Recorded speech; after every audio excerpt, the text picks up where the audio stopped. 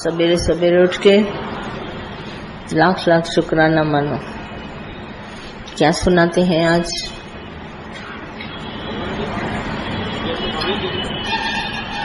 ये जो लाल वाला माइक है ना, ये ठीक चलता नहीं, काले में चलाइए। हाँ,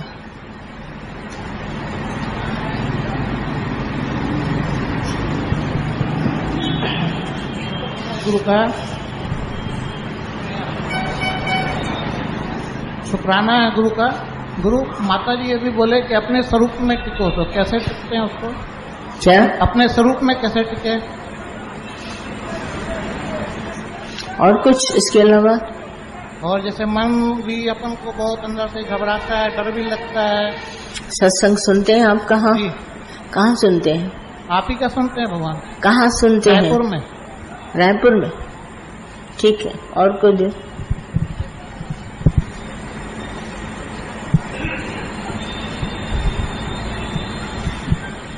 भगवान जी, जैसे भी माता भगवान की वाणी चली कि आपके जो बाल बच्चे हैं शादी किए, तो आप मुकर जाए अपनी बात से कि मैंने शादी नहीं की, मेरे कोई बाल बच्चे नहीं है। वहीं पे आज का ज्ञान गुरु का ये कह रहा है कि आप गृहस्थ में रहो, ध्यान दो अपने बच्चों पे, अपने परिवार पे। तो ये थोड़ा वो बात थोड़ी अलग हो गई। कोई गड़बड़ नहीं, सीधी सी सिंपल सी माता की बात है। तुम अगर अहंकार में है कि मेरे बच्चे हैं, मैंने शादी करी, अहंकार अगर है तो तुम कभी सुखी नहीं होगा, क्योंकि अभिमान है। पर मैंने शादी करी नहीं, ये बच्चे, ये घर बार और मैं भगवान का हूं। तो अब बच्चे हुए भगवान के, तो आप कैसे संभालोगे? बड़े प्यार से। और मैं भी भगवान का, तो अपने को कैसे संभालोगे? सच्चाई से। वो भी बात राइट। मुकर जाओ सिर्फ मैंने शादी नहीं करी, मेरी स्त्री भी भगवान, मेरे बच्चे भगवान, मेरा घर भगवान, मैं खुद भगवान का। तो अब इसमें क्या तकलीफ है? कोई नहीं। हमेशा वाणी के पीछे एक रहस्य होता है। गुरु क्यों ऐसा बोलता है कि मुकर जाओ? क्यों बोलता है मुकर जाओ? मुकर इसलिए जाओ कि हम हठ मान के बैठे हैं, मेरा घर परिवार, मेरा संसार, मेरे बच्चे। इसी बात से मैं करके हम उसमें जैसे गुंध गए हैं और इतना अपने आप को टेंशन में लाते हैं, बस मुझे बनाना, मुझे बनाना, पर मुझे करना। इस टेंशन से रिलीज करने के लिए, छुड़ाने के लिए गुरु हमारे को ये ट्रिक देता है। पावर ऑफ अटर्नी लिख दो मेरे नाम, मेरे बच्चे हैं, मैं संभालूंगा। स्त्री मेरी है, मैं संभालूंगा। तुम मेरा है, मैं तुम्हारा सारा परिवार संभालूंगा। योग क्षेम का भार उठाऊंगा। तुम सिर्फ अपना ड्यूटी करते चलो, तुम्हारा एक ही काम है, अवर कार तेरे किथे नहीं काम, मिल साध संगत भज केवल नाम। परमात्मा का नाम लेते रहो, अपने आप तुम्हारे सब काम होते रहेंगे। इसीलिए कहते हैं मुकर जाओ, है ना। और दूसरा जो उसका प्रश्न है, हम सब जब ये ज्ञान सुनते हैं तो हम लोगों को जल्दी से लगता है बस फटाफट अभी स्वरूप का ध्यान हो जाए, अभी भगवान का निश्चय हो जाए, अभी ऐसा हो जाए। कभी पूछो अपने आप से, तुम एक एक दिन का चिट्ठा लिखो, भाई आज 24 घंटे का दिन था, तो तुमने कितना समय भगवान को दिया, कितना समय दुनिया की तरफ दिया, कितना समय अपने साथ एंटरटेनमेंट के लिए बैठे। जब इतना समय तुम उधर देते हो तो थोड़ा सा समय देते हो भगवान की तरफ, तो इतने थोड़े में तुमको कैसे हो जाएगा निश्चय स्वरूप का ध्यान?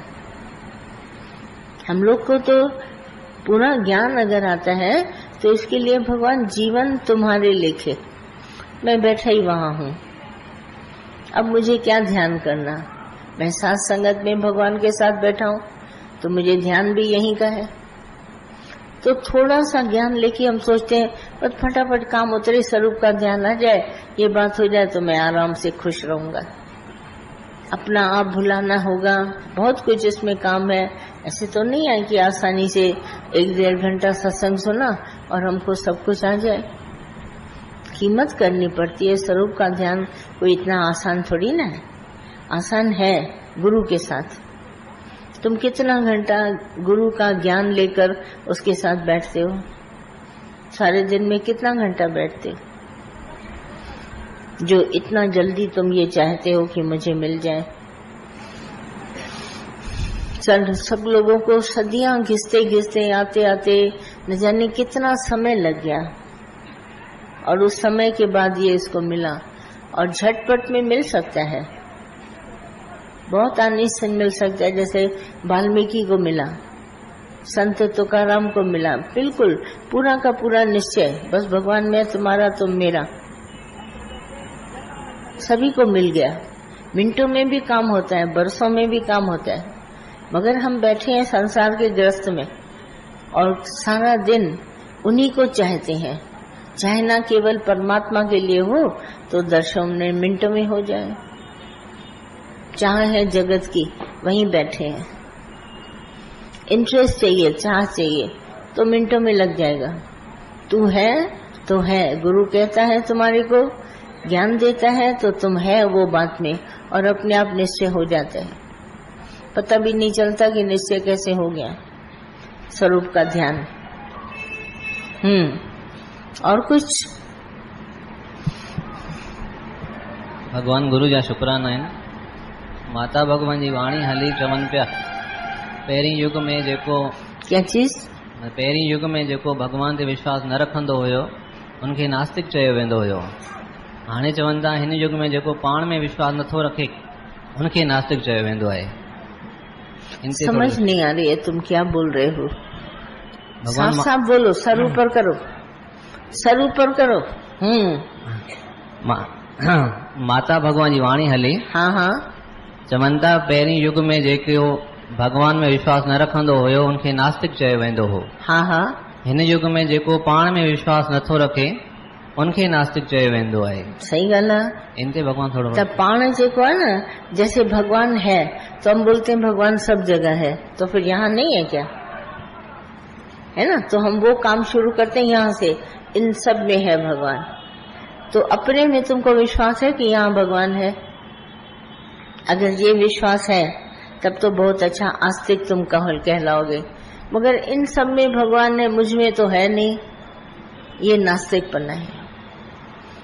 एक जगह भगवान को मानना और दूसरी जगह न मानना, ये नास्तिकपना है।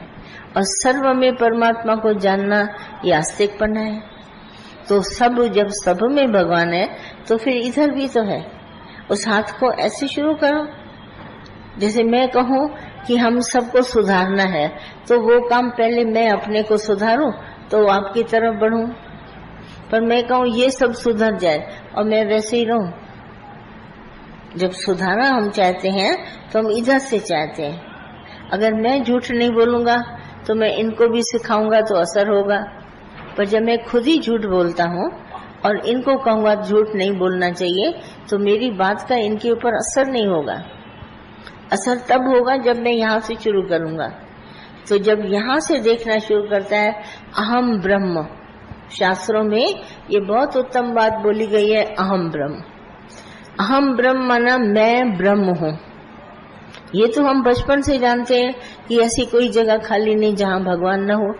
तो जब अहम ब्रह्म कहते हैं तो ये महावाक्य है, सबसे उत्तम वाक्य है, अहम ब्रह्म।